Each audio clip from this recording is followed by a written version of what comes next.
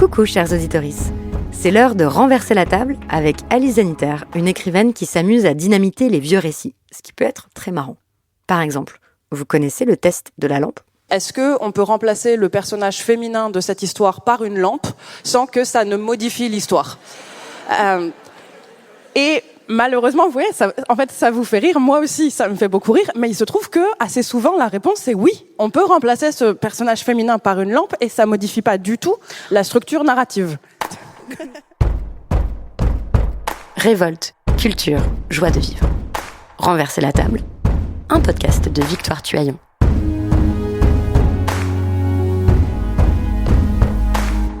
Quand vous étiez enfant, qui étaient les héros de vos histoires préférées ? Vous étiez plutôt Tintin ou Fifi Brin d'Acier, les petites filles modèles ou les Pokémon ? Comment ces personnages ont-ils influencé les grandes personnes que nous sommes devenues ? Et aujourd'hui, dans les séries, les BD, les romans, quelles sont les histoires qui vous ennuient ? Et celles qui vous exaltent ? Moi, je m'ennuie beaucoup plus vite qu'avant devant les histoires de mecs qui font des trucs, mais j'adore quand les romans intègrent des créatures non humaines, des plantes, des animaux. J'ai aussi besoin d'histoires qui n'ignorent pas la catastrophe écologique, qui me plongent dans des réalités parfois inconfortables. Des récits qui me sortent de moi-même, qui me déplacent, qui me font entrer en empathie avec des vies dont je suis très éloignée. Tout ça, c'est des questions politiques, parce que les récits que nous absorbons nourrissent nos rêves, formatent notre vision du monde et de la vie. Choisir telle ou telle histoire, choisir de la raconter de telle ou telle façon, bah oui, c'est politique. Parce que si on veut changer le monde, il faut aussi changer les histoires qu'on raconte sur le monde. Mais c'est pas si facile de casser les vieux codes. Alors, comment repérer et écrire ces nouveaux récits ? Comment se débarrasser du mythe du grand écrivain ? Comment raconter des vies obscures ou des réalités minoritaires sans les trahir ? Voilà, entre autres, ce qui passionne mon invité, aussi engagé qu'inspiré. Alice Zeniter écrit d'excellente fiction, sans jamais mettre de côté ses valeurs féministes, décoloniales et écologistes. Elle trouve des moyens de les incorporer à son travail, brillamment. Elle est l'autrice de 6 romans que vous avez peut-être lus, comme Sombre Dimanche ou L'Art de perdre. Dans son dernier, Frapper l'épopée, elle nous emmène en Kanaki, aussi appelée Nouvelle-Calédonie par l'État français. Elle est dramaturge, traductrice, écrivaine, théoricienne, puisqu'elle a posé ses théories sur le pouvoir de la fiction dans 2 essais, aussi drôles qu'érudits, Je suis une fille sans histoire et Toute une moitié du monde. Et un matin de février, à Brest, devant le public du festival Longueur d'onde, nous avions rendez-vous pour mettre les récits sur la table. Mesdames et messieurs et tous les autres, merci d'accueillir Alice Zeniter.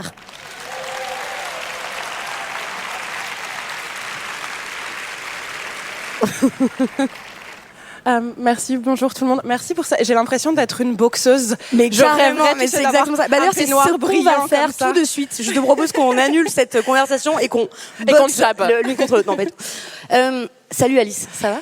Ça va très bien. Et toi ? Très bien. Alors, je vais tenter de vous voyer pendant 1h15, ce qui est vraiment ça va être très étrange, évidemment, ouais. Car depuis notre première rencontre, je vous tutoie, c'était il y a 10 ans, un soir de printemps dans le 15e arrondissement, juste avant une émission de télévision dans laquelle vous étiez invité et pour laquelle moi je travaillais comme petite main, comme fichiste. J'avais passé des nuits à lire tous vos romans et vos interviews et je m'étais dit... Quelle femme. Vraiment, je l'aime, je veux tout faire comme elle. Je la trouve incroyable, fantastique. Et donc, j'étais venue vous voir à la fin de l'émission en vous soufflant ma fumée dans le nez, l'air assuré, en vous demandant du feu, probablement. Et vous souvenez-vous de ce que je vous ai dit ? Moi, je m'en souviens. J'avais beaucoup préparé mon entrée. J'ai dit, hey, j'ai lu que t'avais un gang de filles. Et comment on fait pour rentrer dans ton gang ? Enfin, est-ce que tu veux bien de moi ? Non, j'allais dire c'était quelque chose comme j'aimerais bien avoir une bande en littérature. Est-ce que je peux venir dans la tienne ? Donc on a à peu près le même souvenir. Ouais. En tout cas, je suis très contente que l'histoire de notre rencontre passe le test de Bechdel ainsi que le test de la lampe.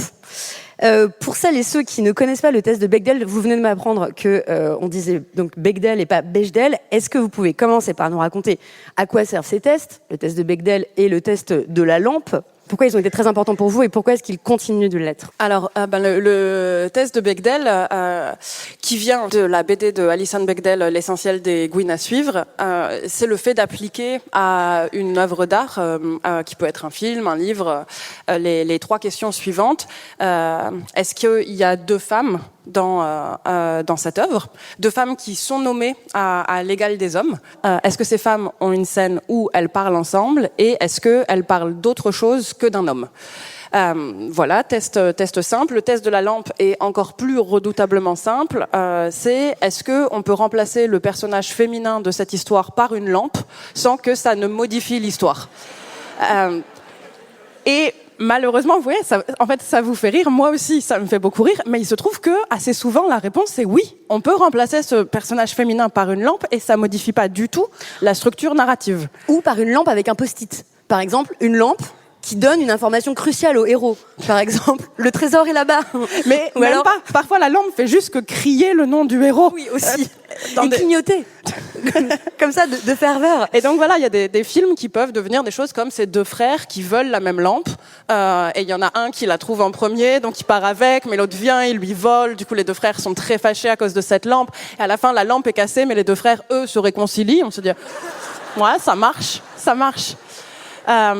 Et donc, pourquoi est-ce que ces tests sont utiles? Disons, je pense qu'ils se situent à deux extrémités différentes du spectre. Le test de la lampe, il permet de mettre en avant à quel point les personnages féminins ont été ridiculement privés d'agentivité. Ils permettent plus une démarche de name and shame, de dire si on peut appliquer le test de la lampe à cette œuvre, c'est que vraiment il n'y a aucun effort qui a été fait pour que le personnage féminin soit intéressant. Et de l'agentivité, c'est-à-dire un pouvoir d'agir et une volonté propre, des intentions, puisse faire quelque chose dans le monde à part clignoter. Ouais, absolument. Soit doté de ses propres enjeux et d'une capacité à se mettre en mouvement pour poursuivre sa propre ligne narrative, puisque c'est de ça qu'on parle quand on parle de récit.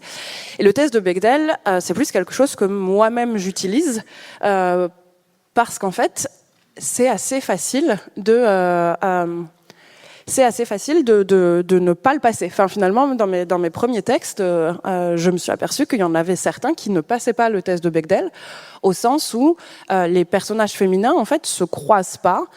Et si elles se croisent, elles parlent d'hommes parce qu'elles parlent de leurs histoires d'amour. Et donc, de l'utiliser, de se dire, bon, c'est très simple. En fait, je pose 3 questions à mes livres, et si jamais j'arrive pas à répondre 3 fois oui, c'est qu'il faut que je reprenne la chose. Et donc, pour moi, c'est un outil de travail.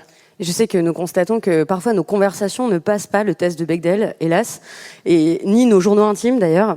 Et donc c'est un bon test aussi à faire passer à ces conversations avec ses amis. Donc on comprend pourquoi que ces tests sont pas facilement passés encore aujourd'hui, alors même qu'on a l'impression que le test de Bechdel c'est vraiment quelque chose qui commence à être très connu et que donc une fois que ça a été révélé, tout le monde devrait suivre maintenant ce précepte-là, mais pas du tout.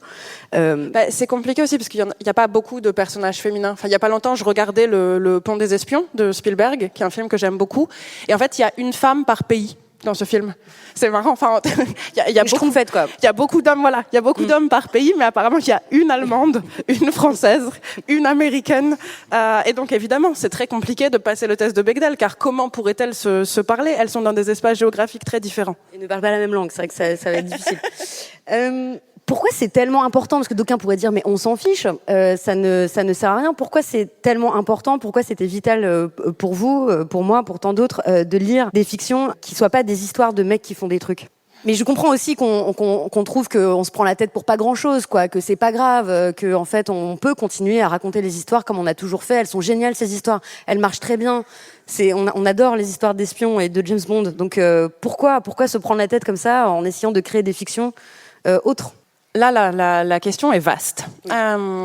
D'abord, dire en effet que quand je reproche le fait qu'on est inondé d'histoires de mecs qui font des trucs et que en fait c'est ça qui est devenu même le critère de qu'est-ce que c'est une bonne histoire, et que du coup les histoires qui ne correspondent pas à ces critères-là, et ben en fait soit on dit qu'elles sont mauvaises, soit on reconnaît même pas que c'est des histoires. On a l'impression qu'il y a rien qui s'est construit, quoi. Il y a rien qui se tient, ça s'effondre sur soi-même tout le temps. Donc on dit bah non, ça n'a pas été travaillé. Mais donc quand je dis j'en peux plus des histoires de mecs qui font des trucs, je suis moi-même une excellente cliente d'histoires de mecs qui font des trucs. Et donc je viens parler de ça tout en reconnaissant l'efficacité vraiment très très forte de ces histoires et le pouvoir de séduction qu'elles ont.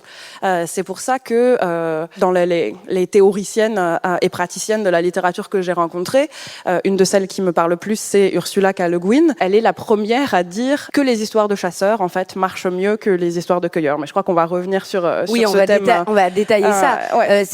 C'est une des façons de réinventer des histoires et qui sont pas évidentes. Mais quand même, j'ai l'impression que vous mettez ça vous crée des difficultés supplémentaires ou alors des opportunités quand il y a des contraintes comme ça de vous dire que vous allez arrêter, en fait, non seulement de raconter des histoires de mecs qui font des trucs, mais aussi de donner au lecteur, à la lectrice, aux lectrices, ce qu'ils attendent, ce qu'ils veulent. Par exemple, Comme un empire dans un empire, il y a des personnages masculins et féminins, ils ont tout pour être ensemble, si vous saviez vraiment, ils seraient tellement bien ensemble, on attend qu'ils s'embrassent, qu'ils s'attrapent, que... Non.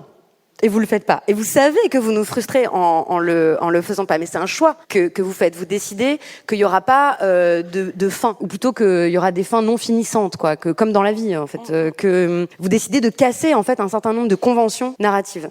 Oui, parce que voilà, ça par exemple, c'est le fait de dire si on fait une sorte de montage alterné entre un personnage féminin et un personnage masculin dans Comme un empire dans un empire, on voit que ce qui se déroule en fait inconsciemment, ou parfois consciemment, chez les lectrices comme horizon d'attente, c'est le fait qu'il y aura une histoire d'amour. Et donc, en fait, je crois que ce qui m'intéresse, la raison pour laquelle je m'attaque aux histoires de mecs qui font des trucs ou aux formes conventionnelles de récit, c'est qu'est-ce qu'elles portent comme présupposé sur ce qui a de la valeur. Parce qu'en fait, ce qui fait une bonne histoire, c'est pas uniquement la forme de l'histoire. C'est quoi le bon sujet? Quelle vie vaut la peine d'être racontée? Choisir, en fait, de créer une œuvre, que ce soit un roman, mais que ce soit un podcast, un reportage, etc., c'est choisir de placer un cadre et de dire ce qu'il y a à l'intérieur de ce cadre mérite votre attention. Vous, auditorices, vous, lectrices, arrêtez-vous quelques heures de votre vie et regardez ça. Je dis que ça vaut le coup. Et en fait, traditionnellement, ce qui vaut le coup, c'est des vies exceptionnelles. Et en fait, ces vies exceptionnelles, chaque fois qu'on répète des histoires de mecs qui font des trucs, chaque fois qu'on répète des histoires de mecs qui sont plus forts que les autres, qui sont plus rusés que les autres, qui sont plus riches que les autres aussi, tous ces critères qui créent de l'exceptionnalité, on dit ces vies-là sont supérieures aux formes de vie qui n'ont pas cette force, qui n'ont pas cette richesse, qui n'ont pas cette ruse. Et donc, il y a toujours un sous-entendu politique dans qui vaut la peine d'être raconté et qui ne vaut pas la peine d'être raconté. Donc, ce que moi j'essaye de voir, c'est si on déplace ce cadre, si on utilise ce pouvoir qu'on a en tant qu'auteur ou autrice pour dire j'attire votre attention sur des vies qui jusque-là ont été considérées comme indignes d'une histoire. Ce qui a appelé une amie chez qui je loge en ce moment à Brest, qui est sexologue, à ce commentaire et ce parallèle que je trouve très audacieux mais intéressant, qui est que il n'y a pas que les fictions que les féministes cherchent à déconstruire, il y a aussi d'autres sortes de scripts. Par exemple, les scripts sexuels. Les scripts sexuels, hétérosexuels, disent que un rapport sexuel réussi ou un rapport sexuel juste qui mérite ce nom-là commence par ce qu'on appelle des préliminaires, comme les prologues en histoire, et se termine par un orgasme masculin, par l'éjaculation, et maintenant c'est terminé. Et c'est comme ça qu'on est censé avoir du plaisir. C'est ça un vrai rapport sexuel, et c'est ça qui est censé marcher le mieux, quoi. Alors qu'en fait, en fiction comme en sexualité, on peut décider de divertir ces scripts-là afin de rechercher de nouveaux plaisirs, car c'est là aussi l'intérêt de le faire. C'est pas que politique. C'est pas que parce que c'est politique que les féministes s'attaquent à la pénétration, par exemple, ou à ce script sexuel très convenu, mais aussi parce que ça nous rend beaucoup plus susceptibles de nouveaux plaisirs, en fait, et d'emprunter des chemins différents, et donc d'entraîner des parties de notre corps à éprouver des choses tout à fait différentes, parce qu'on n'aura pas suivi cette route toute tracée, même si elle est très efficace. Parfois, oui. Alors, oui. Non, mais ce parallèle, je le trouve très intéressant. Aussi parce qu'en fait, dans ce que écoute, arrêtons, vraiment, quelle fiction. Non, mais bon, dans ce que tu viens de dire, il y a aussi les termes, en fait, d'entraînement. Il y a un effort actif à faire pour se défaire du schéma antérieur et du récit antérieur. Et c'est la même chose, en fait, je crois, dans ce que tu racontes de la sexualité et dans le rapport au récit. C'est-à-dire que ça va pas forcément être facile, ça va pas forcément se faire dans un claquement de doigts, de se libérer d'un truc dont on peut se dire, au moins, comme on le connaît tous, il y a un plaisir de la reconnaissance qui est là. On sait ce qui marche, même si c'est pas exceptionnel. Il y a quelque chose de rassurant dans le fait de refaire ça. D'ailleurs, je pense que c'était dans un de tes podcasts où tu parlais avec une dominatrice qui parlait des fantasmes. Et elle disait cette chose que je trouvais très juste. Enfin, elle disait, mais en fait, je cite de mémoire et donc probablement je déforme un peu, mais elle disait, mais en fait, moi, ça m'intéresse pas vraiment les gens qui arrivent en me disant, oui, mais moi, en fait, j'ai en réalité des fantasmes de viol, et elle dit, oui, parce qu'en fait, c'est partout dans la société, mais en fait, si je vous laisse cultiver ça, c'est paresseux.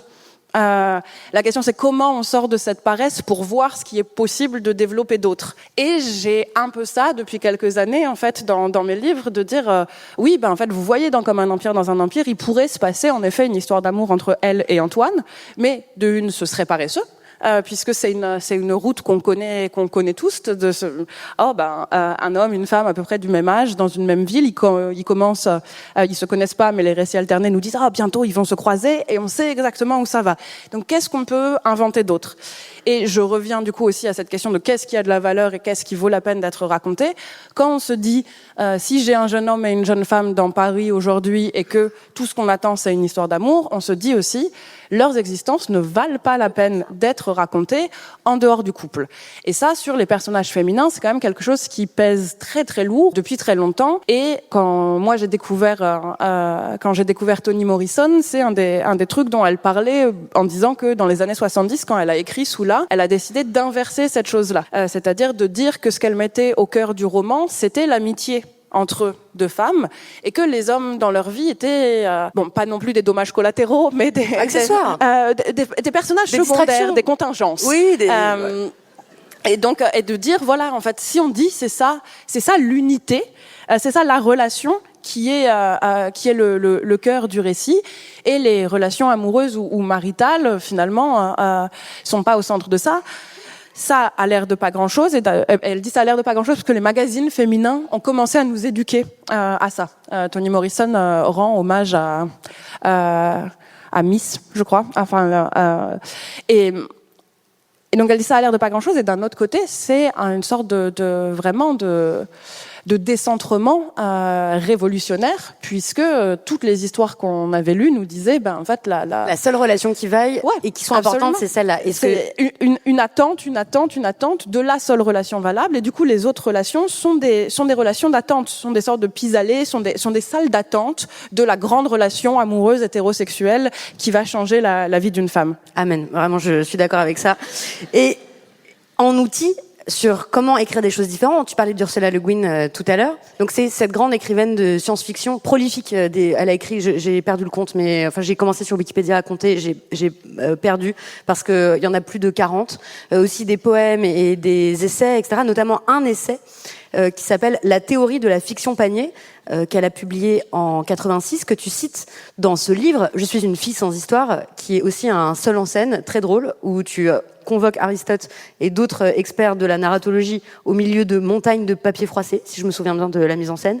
En tout cas, Ursula Le Guin donc raconte que, en gros, le monde irait mieux. Enfin, en tout cas, il aurait une toute autre allure si on avait raconté des fictions panier plutôt que des fictions de chasseurs. Est-ce que tu peux nous donner un exemple de fiction panier et un de fiction chasseur et nous dire pourquoi t'adores ce concept-là? C'est pas juste que le monde irait mieux, c'est que le monde aurait déjà été raconté plus justement. Parce que ce que dit Le Guin dans ce texte, c'est d'abord que les hommes préhistoriques, étaient aussi des femmes, et se nourrissaient en fait de pas du tout majoritairement de viande. En fait, c'est 65 à 80% de la nourriture qui était cueillie. Et donc, les cueilleurs, qui étaient aussi des cueilleuses, et qui étaient aussi des enfants. En fait, l'activité de cueillette permet d'impliquer toute la population. Il n'y a pas besoin, en fait, d'avoir ces capacités exceptionnelles dont je parlais tout à l'heure. Il n'y a pas besoin d'être fort, il n'y a pas besoin d'être rapide, il n'y a pas besoin d'être rusé pour faire de la cueillette. C'est quelque chose qui est partageable par l'ensemble du clan. Et donc, la cueillette était vraiment au centre de la vie, et avec la cueillette, le tissage ou la fabrication des récipients qui permettaient de garder cette nourriture. Et pourtant, on a ces peintures qui nous montrent les chasseurs avec les lances et les flèches, et on a ces représentations en fait de petits groupes d'hommes héroïques qui partent comme ça chasser un mammouth et le piéger dans des sables bitumeux, et la bataille prend des jours, il y en a qui meurent et tout, ils rentrent entraînant et le corps du mammouth et le corps de leurs amis tombés pendant la bagarre, et ça fait une bonne histoire. Et ça fait une très bonne histoire. Et en fait, Ursula Le Guin dit que ces histoires de chaste, parce qu'elles sont séduisantes, parce qu'elles sont puissantes, elles ont effacé les cueilleurs. Et c'est encore le cas aujourd'hui, dans le sens où on ne sait pas vraiment raconter des histoires qui incluent la répétition. C'est-à-dire que la répétition est considérée comme un défaut de l'histoire. Ce qui veut dire que les formes de vie qui, elles, sont basées beaucoup sur la répétition, encore une fois, ne sont pas dignes d'être racontées. Et ça inclut les formes de vie ouvrières, celles qui font les 3-8. Ça inclut les formes de vie domestiques, celles qui se chargent de travaux qui doivent sans cesse être refaits, la lessive, la cuisine, les enfants. Et donc, en généralisant, mais c'est pas parce que c'est généralisé que c'est faux, ça exclut en fait en général les pauvres et les femmes. Et donc il y a une sorte d'urgence aussi politique de se dire comment on peut esthétiquement réussir à bousculer cette forme qui est très vieille, encore une fois cette forme qui est très efficace, pour dire attends, mais si on considère pas la répétition comme un défaut, on arrive à ouvrir le spectre des vies qu'on peut raconter. Je propose qu'on écoute la voix de Ursula Le Guin. Elle est en discussion avec Naomi Alderman, qui est aussi une romancière de science-fiction qui invente ce monde-là dans le pouvoir. Je sais plus si tu l'as lu ou pas, tu sais, où toutes les filles se réveillent un jour, elles ont le pouvoir de faire fondre le métal avec leurs yeux, et donc c'est assez cool. Voilà, donc Ursula Le Guin parle avec Naomi Alderman à la BBC. C'est en 2015, elle a 85 ans, c'est l'extrait numéro 1. I had to kind of re-educate myself as a writer. Moi, il a fallu que je me rééduque en tant qu'écrivaine pour écrire comme une femme. C'est ce que j'écrivais dans ce texte intitulé « Je suis un homme ». Pour être prise au sérieux comme écrivain, il fallait écrire comme un homme sur des sujets qui parlaient aux hommes. Pendant des années, j'ai écrit comme un homme parce qu'écrire, c'était masculin. Mais tout ça a beaucoup changé ces dernières années. Comment ça résonne avec votre propre expérience, Alice, vous qui écrivez, que vous vouliez à tout prix, en commençant, faire disparaître la différence entre auteur et autrice, parce que avec le fait d'être une femme venait la suspicion et la terreur d'écrire des romans de bonnes femmes. C'est vrai en fait que d'abord en fait dans le panthéon de la littérature qui nous est présenté, les hommes occupent une place beaucoup plus importante que les femmes. Et donc, à partir du moment où moi, je voulais être un grand auteur, je voulais être un grand auteur homme.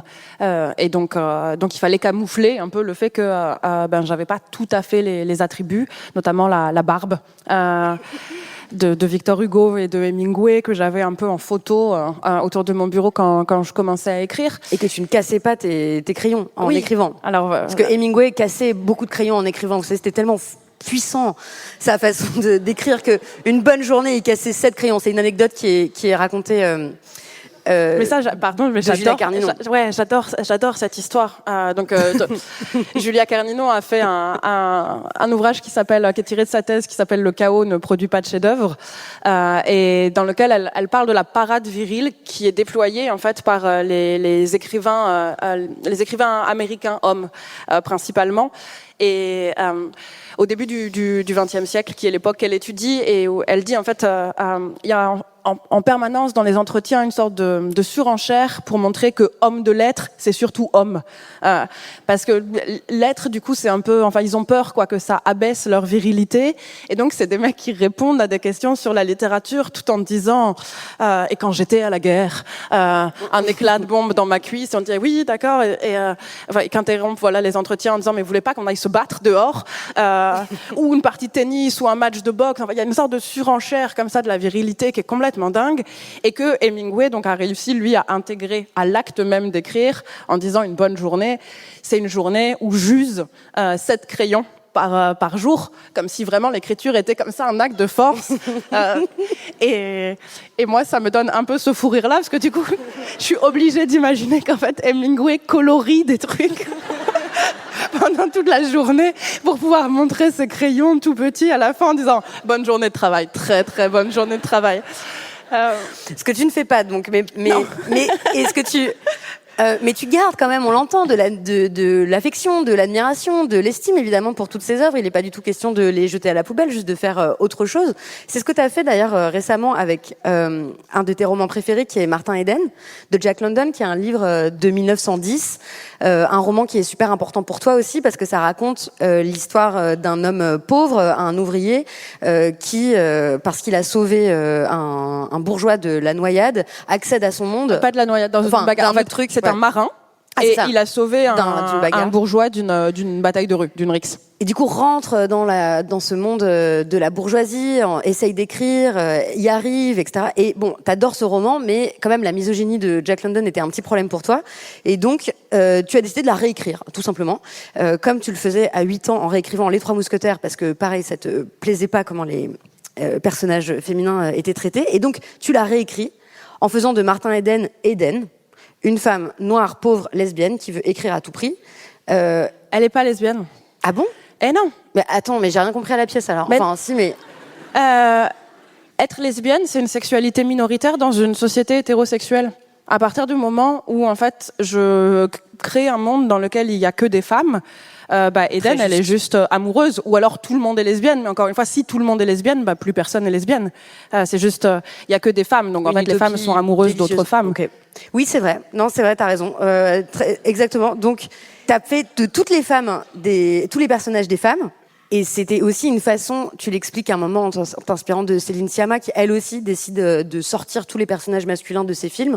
Ils sont hors cadre parce que ça pousse aussi à l'identification. En fait, s'il y a que des personnages féminins sur scène ou dans les romans ou dans les films, vous êtes obligés de vous identifier à elle. Alors que s'il y avait un mec, les mecs s'identifieraient à ce mec-là. Ouais. Donc c'est une des choses, une des raisons pour lesquelles tu l'as faite. Peut-être aussi parce que tu avais la flemme de bosser avec des mecs, je sais pas. Mais surtout, ce que j'aimerais savoir, c'est qu'est-ce que tu as découvert en transformant ces personnages-là, en faisant de Eden une pièce exclusivement féminine. Alors, donc beaucoup de choses à dire à la fois. Donc, ce que dit Céline Sciamma sur le fait que l'identification, en fait, à travers le saut de genre dans l'identification fonctionne en fait 1000 fois plus des femmes vers les personnages masculins que des hommes vers les personnages féminins.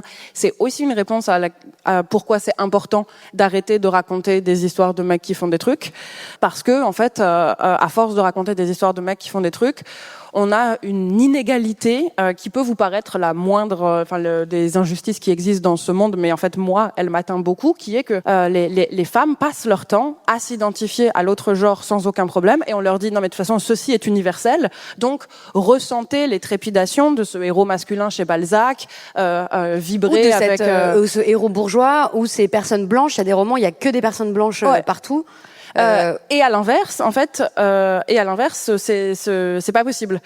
Et dans toute une moitié du monde, du coup, je parle de ça, de dire, par exemple, voilà, moi j'ai un copain auteur qui allait dans un lycée non mixte pour garçons, et quand on leur a demandé au lycée de bosser sur Jane Austen, c'était considéré comme une punition et une humiliation. C'est-à-dire, pourquoi est-ce qu'on leur demandait de lire des histoires de meufs ? Il y avait forcément un truc de sadisme là-dedans. Et tu dis, mais alors que moi, en fait, on m'a refilé des histoires d'hommes en permanence, et jamais je me suis dit, mais c'est complètement sadique de me faire lire des trucs sur Raskolnikov. Et donc c'est cette injustice-là aussi que j'ai envie de réparer. Pour Eden, en effet, il y a évidemment le fait que c'est très problématique dans le monde de Jack London, le sexisme en fait, qui est présent, alors que il y a tellement de questions politiques et sociales qui sont d'une précision, d'une urgence, d'une acuité qui n'a pas bougé à travers le siècle. Je trouve ça toujours étonnant, de se dire ça c'est tellement en place, et à côté il y a vraiment une sorte de bêtise dans la vision genrée du monde. Donc j'avais assez envie tout simplement de me débarrasser de la vision genrée du monde. Et de dire, en fait, à peu près tous les rôles, tous les personnages qui sont ici, si je les donne à une femme, ça fera un rôle formidable. Alors que, en fait, pour des hommes, ce sera peut-être un rôle qui s'est déjà vu.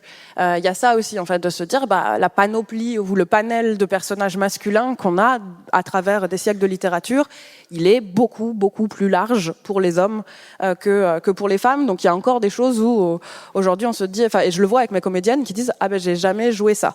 Il y a aussi, évidemment, le fait que représenter une artiste femme, pour moi, sur scène, c'est important, puisque donc je parlais aussi de ce panthéon des auteurs qui est un panthéon des grands hommes, donc de dire en fait, c'est important de mettre, de présenter l'histoire d'une autrice. Et cette autrice, en fait, c'est aussi donc une autrice pauvre, c'est une femme racisée, et elle essaye de raconter des histoires qui incluent la répétition. Donc bon, c'est un point c'est un point de rencontre à la fois de mon amour pour Martine Eden, mais aussi des réflexions qui sont les miennes dans Je suis une fille sans histoire et dans Toute une moitié du monde. Et il y avait un truc important que je voulais dire sur la fin de ta question et j'ai oublié. Mais viens, on écoute un extrait de Eden et comme ça tu peux reprendre après. C'est l'extrait numéro 2. On entend Eden parler à Rose, qui est donc son crush, Rose la bourgeoise, qu'elle essaie de séduire. Ariane m'a dit que tu cherchais du travail, t'as trouvé quelque chose? Pas encore. J'avais mis un peu de côté avant, Tu faisais quoi? Du saisonnier. La cuisine, le service, la plonge. Je bougeais, quoi. Je crois que j'ai vu toutes les villes de la côte. J'aurais bien voulu faire la montagne, mais c'est plus difficile. Quand il y avait rien, je prenais un truc en entrepôt ou en usine. Je suis pas une feignante. Et puis, avec les confinements, tout s'est arrêté. Et quand ça s'arrête, je sais pas. Ça a plus vraiment de sens. Tu te dis, j'ai bougé tout le temps, j'ai rien construit. Il faut faire quelque chose de sa vie. Quelque chose d'autre. Gigi, elle me fait le loyer pas trop cher. En fait, je sais pas ce que je cherche vraiment. J'ai pas envie de retourner faire un taf à la con. Je voudrais écrire un livre, je crois. Tout le monde veut écrire un livre, mais c'est un peu plus compliqué que ça. Oui, voilà. J'ai pas envie de dépenser toutes mes économies pour l'écrire et puis pas réussir à me faire publier ensuite, malgré que j'ai travaillé dessus comme un chien. Mes oreilles, pitié. On dit pas malgré que. Tout le monde dit ça. Les gens sont bêtes. Qu'est-ce que tu veux que je te dise? Eden, là on l'entend, donc elle a pas encore commencé, elle a commencé à écrire, mais elle est pas sûre de ce qu'elle veut faire. Et puis la pièce va la suivre en fait dans son ascension, dans ses succès.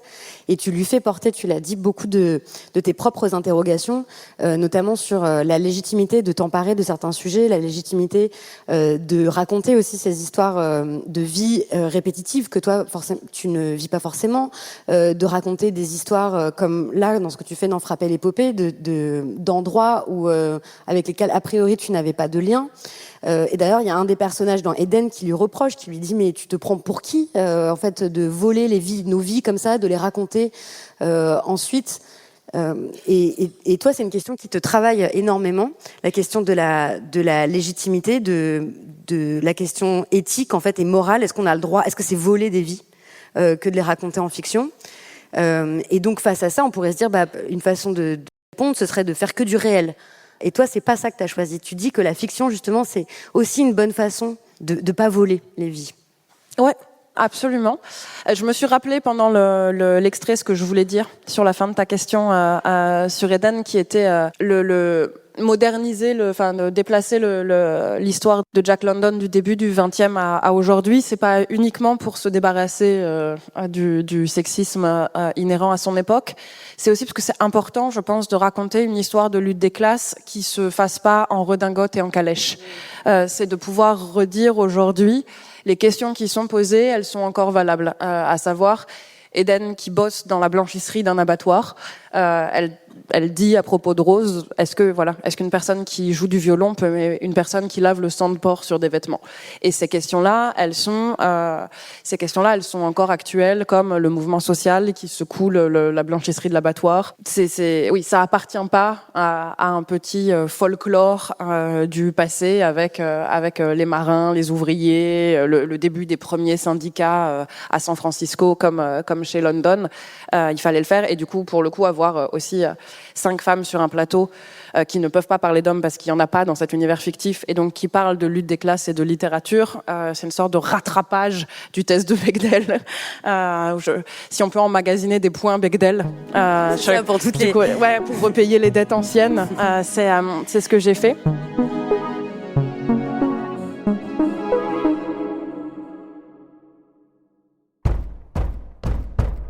Comment tu fais pour... on peut parler tout de suite de Frapper l'épopée. Donc c'est quand même un texte où on suit une professeure de français. Elle a grandi là-bas. Toi, tu n'avais pas de lien, a priori, avec ce territoire-là. Et donc, on suit ton personnage, et avec elle, on découvre ce qu'a été l'histoire de cette île, que font les gens qui vivent là-bas, pourquoi c'est beaucoup plus compliqué justement que de se dire qu'il y a des colons et des colonisés, et c'est ça que t'explorais aussi dans l'art de perdre d'ailleurs, parce que tu refuses de raconter des histoires où il y a des dominants, des dominés, où c'est hyper binaire et simplificateur. Mais attends, je reviens à ma question de la fiction, du vol et de la fiction. Ouais. Pourquoi tu te dis que c'est avec la fiction que tu vas raconter cette histoire-là, et pourquoi ça te permet d'éviter ce risque de voler des histoires, en fait? Je crois pas que la non-fiction délibérée protège du vol, parce qu'en fait, c'est pas uniquement le fait de raconter. C'est pas l'objet dans lequel on raconte qui produit une sorte de petit côté louche, quoi. C'est aussi à qui il s'adresse. Et en fait, même si je fais une version documentaire, par exemple, de ma vie et de celle de mes proches, en me disant mais ça j'ai le droit en fait, puisque c'est sur moi et puis sur mes proches qui seraient au courant, qui m'ont donné leur accord, etc. De toute façon arrive la question de si je produis une forme qui est faite pour être consommée, pardon pour le mot, mais par d'autres, de toute manière je suis en train d'opérer une sorte de vol, et c'est ce qui se passe en fait dans Eden. Le geste d'écrire sur Gigi, donc qui est cette amie chez qui vit Eden, ce qui met aussi Gigi complètement en colère, c'est le fait que les livres appartiennent pas à sa pratique culturelle à elle. Donc en fait, le fait que Eden décide de faire un livre sur elle, de toute façon, c'est pour quelqu'un d'autre. Et c'est pour la bourgeoisie, et c'est pour que Rose le lise, et c'est pour que Salomé le lise. Donc c'est être dépossédé, quand bien même ce qui serait raconté ne serait pas une trahison. C'est tu prends mon nom et tu vas leur montrer à eux, à elle, et voilà, moi j'ai ça aussi évidemment quand j'écris l'art de perdre. Je me dis qu'est-ce que c'est que ce geste d'inclure dedans une histoire, oui, une histoire fictive, parce que j'ai pris les jalons biographiques de ma famille, mais j'ai comblé les trous avec de la fiction. Mais donc quand même d'inclure dedans des personnages qui sont très proches de mes grands-parents, qui sont analphabètes, donc de toute manière c'est absolument pas un produit culturel qui leur correspond, de raconter l'histoire de ces gens-là dans un livre en français qui fait 500 pages. C'est la prendre à eux pour la donner à d'autres gens, forcément, à des gens qui lisent des livres de 500 pages. Donc oui, je crois que c'est toujours un geste ambigu, et je crois qu'en effet, la fiction parfois nous protège de ça, c'est-à-dire que ça reste une sorte quand même, quand bien même on met pas dedans des dragons et des ours qui parlent c'est quand même une sorte de royaume qui appartient à l'autrice, et du coup dedans je suis responsable de tous les problèmes. Et si je racontais des vies réelles, on pourrait dire en fait cette personne-là, celle qui dit ça dans tel chapitre de ton livre, elle est dégueulasse. Quand j'invente ces vies-là, c'est moi qui suis responsable. Je n'expose pas des personnes réelles en présentant leurs propos au monde. Je ne parle pas des personnes réelles au sens où elles sauraient parler par moi, pas au sens où je parle un peu. Donc ça touche aussi à la question de l'appropriation culturelle, d'aller t'emparer, raconter des histoires, parce que dans l'art de perdre, tu disais quelque part c'est là d'où je viens, donc je peux. Mais peut-être c'est un truc où pour une fois on sera pas d'accord. Vas-y. J'en sais rien. Je lance. Vas-y. Je ne crois pas qu'il y ait un problème d'appropriation culturelle. Tu veux dire en général? Dans la création de la fiction. Je crois qu'on a un problème. Il y a eu un on a un problème avec des créatrices qui bossent mal. En fait, c'est ça mon problème. Mon problème, c'est tu t'empares d'un sujet que tu connais pas, qui parle de personnes qui ne sont pas, qui sont pas tes proches, dont t'as pas une fréquentation, etc. Et tu fais le boulot n'importe comment, et tu produis des choses qui sont pleines de clichés. En fait, c'est ça le problème. Ah, mais c'est ça le problème, en fait. Fais tes recherches, fais-toi relire, fais-toi corriger. Et d'ailleurs, tu sais que je me suis engueulée avec un copain auteur que nous connaissons tous les deux sur cette question, parce qu'il prétendait pouvoir écrire entièrement sur les personnes intersexes, voilà. C'était ça son sujet. Et je lui dis, mais du coup, t'as contacté des assos, t'as vu des gens, il était là, mais certainement pas. Écoute, alors que quand dans Frapper l'épopée, évidemment, il y a des personnages, il y a une résistance au pouvoir colonial. Il y en a toujours eu, des plus ou moins violentes, des plus ou moins réussies, plutôt moins que plus. Aujourd'hui encore, hein, évidemment, il y a cette résistance qui est très forte et qui est aussi réprimée. Je rappelle que le leader des indépendantistes, il est toujours emprisonné en France, à Mulhouse, donc à 17 000 kilomètres de chez lui. Et donc, dans Frapper l'épopée, tu mets en scène un groupe qui fait ce qu'ils appellent de l'empathie violente. Et pour ça, tu t'es intéressé à toute l'histoire, évidemment, de la résistance, aux différentes modalités qui ont existé. Et tu as beaucoup d'admiration pour celui qu'on a appelé le Nelson Mandela du Pacifique, qui est Jean-Marie Tjibaou. Donc, c'était un leader kanak, indépendantiste. Et en 1984, on va l'écouter, comme les négociations sont en train de s'embourber, que ça ne marche pas, il y a une trahison du gouvernement français. Lui, il proclame temporairement la création du gouvernement indépendant de Kanaki. Donc, dans l'extrait qu'on entend maintenant, il lève le drapeau. Le soleil est aujourd'hui au rendez-vous de l'histoire du peuple kanak. Merci au soleil. Merci à nos ancêtres d'être là. Ceux qui ont suivi péniblement le chemin de l'humiliation, des coups de pied au derrière, ceux qui ont baissé la tête, parce que chaque fois qu'ils ont levé la tête, ils se sont fait humilier. Les revendications de nos pères ont toujours trouvé en face l'administration coloniale et les gendarmes pour leur dire que parce qu'ils étaient Kanaks, ils avaient tort, quel que soit leur droit. Aujourd'hui, nous disons que notre droit, il mourra avec nous. Cette voix, cette façon de s'exprimer où il dit merci à nos ancêtres, le soleil est là, c'est quelque chose aussi qui t'a énormément touché, nourri, que tu as découvert pour Frapper l'épopée.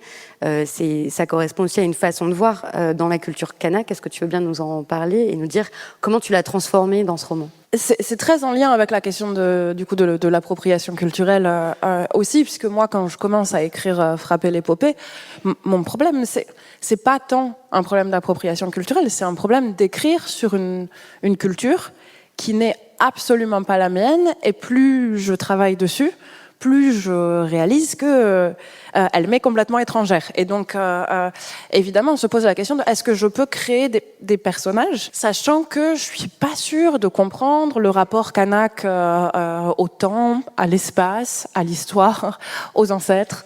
Et il y a beaucoup, en fait, il y a beaucoup d'autres choses, à la parole. Donc, c'était une question de est-ce que, en fait, oui, est-ce que je peux faire ce travail de manière suffisante pour à un moment donné me dire, je crois que mes personnages, enfin, je crois que je peux créer des personnages qui seront pas des approximations ou des clichés. Sachant qu'en plus, c'est compliqué puisque c'est beaucoup une culture de l'oralité, la culture kanak. Et donc, je peux pas, j'ai très peu, en fait, j'ai très peu de livres sur lesquels m'appuyer. Je peux pas me dire, en fait, si je lis de la littérature kanak pendant des mois, je vais être imprégnée de ça, ce qui est quand même un peu généralement une de mes manières de faire. Et donc, je sais aussi pour ça, en fait, que je suis allée passer du temps sur place.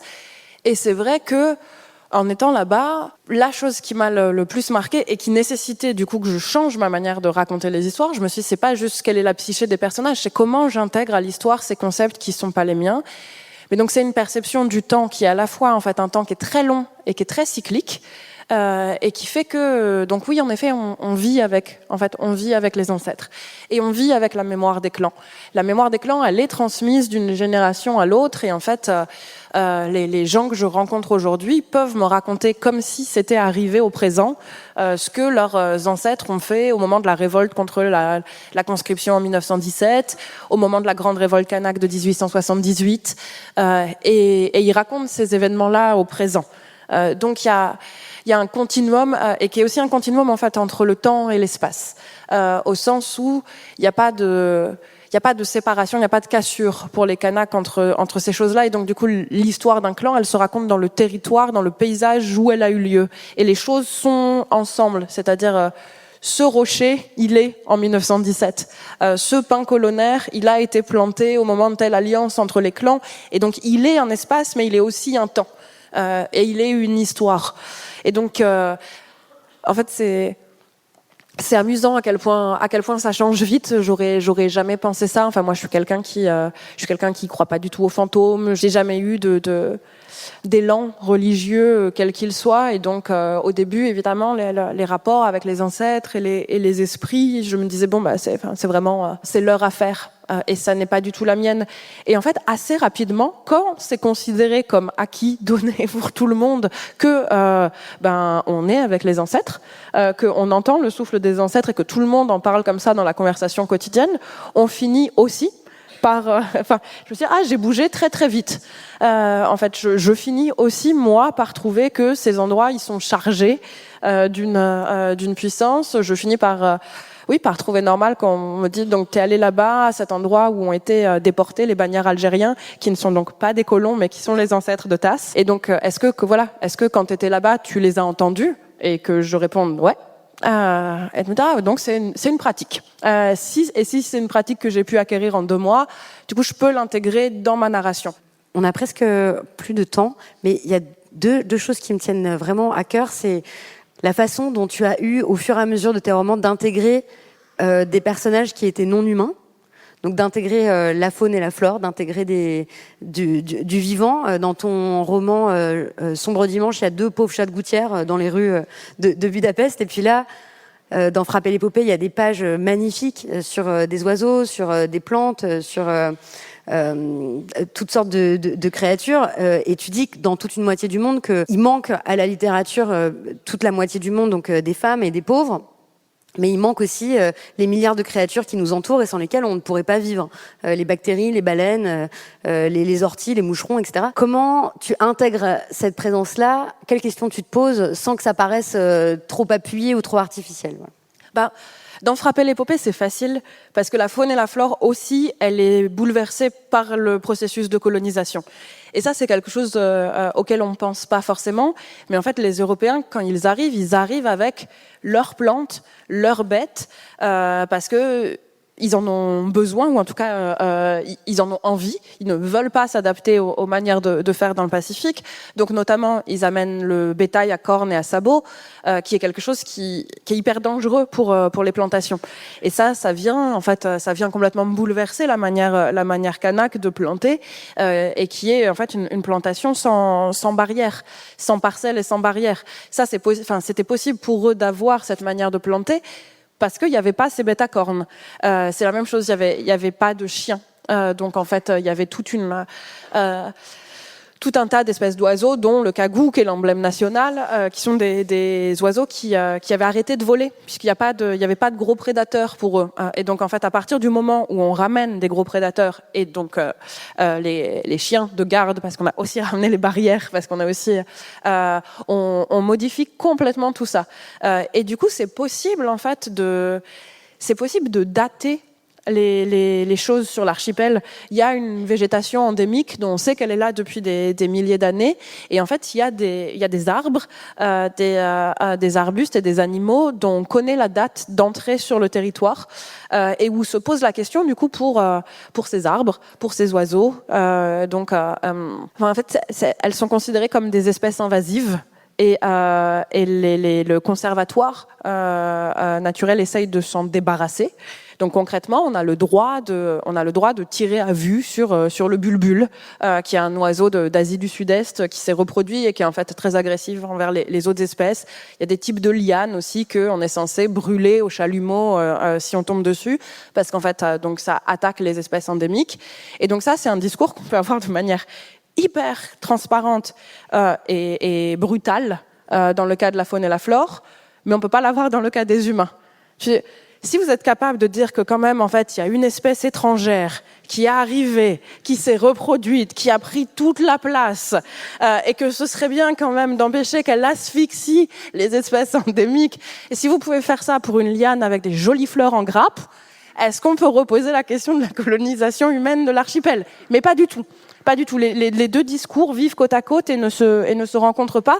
Mais donc, du coup, c'est passionnant de raconter la faune et la flore sur ça aussi. Je crois que d'une certaine manière, il y a ça de me dire dans chaque histoire, il y a une façon de trouver ce rapport à la faune et la flore. Enfin, dans l'art de perdre, en fait, c'était sur un rapport à qu'est-ce que ça fait de passer d'une agriculture montagnarde, non industrialisée, à la vie de l'usine. Et en fait, de dire, du coup, il y a un moment où, dans cette première vie, dans ce premier type d'agriculture, le temps de la faune et de la flore est quelque chose qui vient s'articuler à celui des humains, voire même le temps des humains dépend de celui de la faune et de la flore. On attend que ce soit le bon moment pour l'olive, on attend que ce soit le bon moment du gel, le bon passage des oiseaux, etc.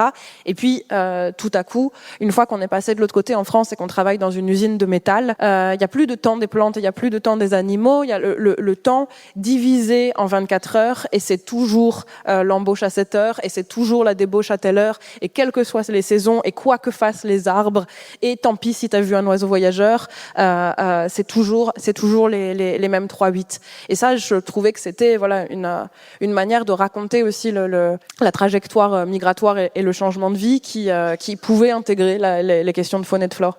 Mais c'est aussi que ça nous apprend à faire attention à ça, ça crée de l'empathie aussi en fait pour ces situations-là. Ça nous apprend à regarder le monde non pas comme étant un endroit où les humains peuvent faire ce qu'ils veulent et puis la nature est un décor, quoi, mais comme étant tissé de relations vitales pour nous. Tu le fais de plus en plus dans tes fictions. Je sais on n'aura absolument pas le temps de les lire. Je sais pas pourquoi on a ramené tous ces livres, mais dans d'autres fictions, on avait beaucoup d'espoir. On avait beaucoup d'espoir. On avait le temps de vous parler de 6 ou 7 livres qu'on aime beaucoup.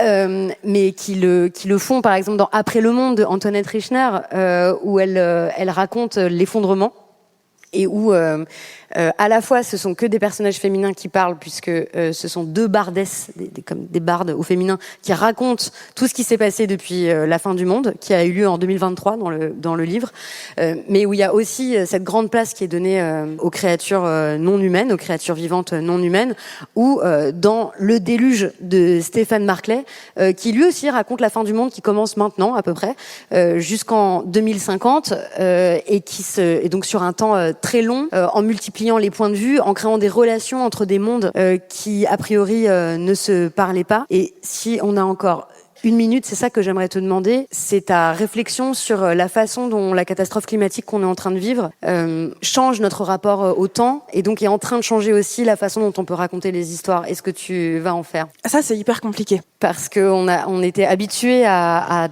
une succession d'événements logiques et là, ce qu'on est en train de vivre ne l'est plus. Oui. Donc, on a un problème de rapport à l'avenir et donc du coup, dans quel cadre temporel on peut fabriquer nos fictions ? Je sais pas si vous vous souvenez pendant le premier confinement, il y a eu cette chose assez dingue. Enfin, en tout cas, moi, j'en ai beaucoup souffert de se dire l'avenir immédiat, j'arrive pas à me le représenter.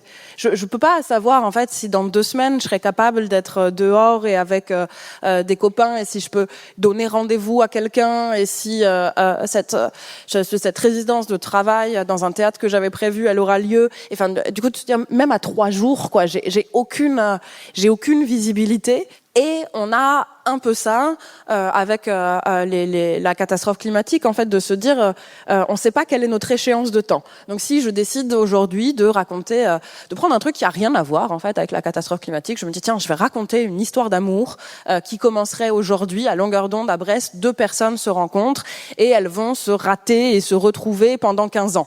Et de me dire oui mais ok d'accord, mais par exemple là par exemple la ville de Redon elle est complètement inondée et totalement évacuée, et dans les 15 ans que je raconte sur ce territoire-là, qu'est-ce qui aurait lieu en fait comme événement qui viendrait complètement décaler mon histoire. Oui, parce qu'en fait, il va y avoir des tempêtes, il va y avoir des inondations, il va y avoir des disparitions d'espèces, et je sais pas à quel moment elles vont arriver, je sais pas ce qu'elles vont causer, mais je sais en tout cas que ce paysage, il va être modifié, et les manières de vivre aussi vont être modifiées par ça, et du coup, l'incertitude du cadre temporel, elle gêne pour construire des histoires vers l'avenir. Il y a aussi le fait que si on veut intégrer en fait des réflexions sur le pourquoi de cette crise climatique, pour le coup, là, ça nous oblige aussi en termes d'échelle temporelle à parfois réfléchir à des choses qui sont sur des temps beaucoup plus longs. Et le roman ou le film a pas l'habitude de ça. En fait, il prend des échelles temporelles assez courtes. Non seulement c'est une vie, et même souvent, c'est pas une vie, c'est un petit bout, c'est une tranche de vie, quoi. Même les biopics, généralement, ils vont pas vraiment de la naissance jusqu'à la mort avec le même rythme. Il y a des choses sur lesquelles on se concentre. Et si on veut parler de catastrophe climatique, on est obligé de s'intéresser à des choses, qui se font sur des temps très longs. Dans toute une moitié du monde, je parle par exemple du bouquin de Amitav Ghosh où il dit, si on essaye de raconter un roman, non pas à l'échelle d'une vie humaine, mais à l'échelle du pétrole, à l'échelle temporelle du pétrole, qu'est-ce que ça donne? Et ça, c'est des questions, en fait, auxquelles on est en train de trouver des réponses possibles aujourd'hui. Et donc, parmi les livres que moi, j'ai oubliés sur ma table en partant, mais dont on s'était dit qu'on pouvait parler avec Victoire, il y a un livre qui est sorti à la rentrée littéraire dernière, un livre de Nina Léger qui s'appelle Mémoire sauvée de l'eau, et où elle raconte, en fait, ce que la ruée vers l'or en Californie a causé comme déplacement, destruction, manipulation du réseau de rivières et de fleuves, et qu'en fait les méga incendies que on a aujourd'hui, et dont on a encore là un exemple très récent, ça vient de plusieurs décennies à en fait utiliser les rivières pour la recherche de l'or, et donc en fait à les détourner, à les utiliser pour faire fonctionner pour pouvoir tamiser les choses, puis à les utiliser pour vraiment dans les barrages hydrauliques pour avoir la pleine puissance, et puis à recréer des zones d'agriculture autour des villes minières qui au début étaient temporaires et puis qui finalement restent et deviennent des bourgades importantes, donc il faut qu'on nourrisse vraiment la population là, on peut plus se contenter d'avoir des marchands qui font venir les trucs. Donc en fait, on a aussi besoin des champs, donc on rebouge la rivière qu'on avait bougée pour que elle aille à telle parcelle. Et à la fin, donc on a un territoire dont tout le rapport à l'eau a été entièrement déréglé par les humains. Et dans son livre, Nina, elle raconte en fait en plusieurs temps. Il y a à la fois en fait une narration qui est vraiment une narration du temps des rivières. Et dans lequel les personnages humains passent comme ça, c'est des petits noms qui apparaissent, qui disparaissent, qui meurent dans le processus. Ils ont la taille d'un Playmobil, et les rivières sont pour le coup l'élément central. Et puis on a une narration qui se passe aujourd'hui, dans lequel il y a d'ailleurs la petite fille de Ursula Le Guin, une petite fille fictive de Ursula Le Guin qui travaille en fait dans un des bouts domestiqués de la rivière où il y a, à cause des barrages, en fait les saumons sont coincés et ils peuvent plus revenir se reproduire, et du coup pendant les méga incendies aussi il faut qu'on évacue les saumons qui sont coincés dans les trucs de barrage, parce que ils sont même pas protégés du feu par ces rivières complètement artificialisées, donc ça fait des scènes absolument absurdes d'humains qui vont comme ça porter des saumons pour les remettre ailleurs, pour pas qu'ils brûlent dans les poches d'eau que leur ont laissé les barrages. Et c'est hyper bien. Voilà. Je vous encourage à lire Mémoire sauvée de l'eau, c'est super. Et moi je vous encourage à lire tout Alice Zeniter, et en particulier Frapper l'épopée. Merci beaucoup Alice Zeniter. Merci Victoire. Merci. Merci, chers auditeuristes, d'avoir écouté cette conversation. Et merci au Festival Longueur d'onde de l'avoir organisée et de m'avoir autorisé à la diffuser dans Renverser la table. Avec Alice Zeniter, on a donc parlé du test de la lampe pour repérer les héroïnes un peu trop décoratives. On a parlé des fictions de chasseurs et de cueilleuses, des vies qui méritent ou non d'être racontées et de comment on peut inventer des récits moins paresseux, plus justes, plus inclusifs, plus vivants. Si ça vous a plu, surtout n'hésitez pas à le faire savoir. Chaque fois que vous parlerez de ce podcast sur vos réseaux sociaux ou à vos proches, que vous laissez des commentaires et des étoiles, ça m'encourage à continuer. Pour poursuivre la discussion et soutenir mon travail, abonnez-vous à ma newsletter sur Substack. Je vous envoie entre autres des recos de bons bouquins et on peut en parler tous ensemble dans le chat des abonnés. Renverser la table, c'est un podcast créé et produit par moi-même, Victoire Tuaillon. Jeanne Longhini s'occupe de la production et de la communication, Victor Blanchard a mixé l'épisode, Solène Moulin a composé la musique et Amandine Gilou concocté sa pétillante identité graphique. Mélanie Vazeuse s'occupe de la pub et des partenariats. Merci enfin à Amandine Mussou qui a fait la voix française d'Ursula Le Guin un soir d'été à 23h après un bon dîner. Et merci à Bertrand Guillot pour ses conseils toujours avisés. Merci à vous pour votre écoute et à bientôt.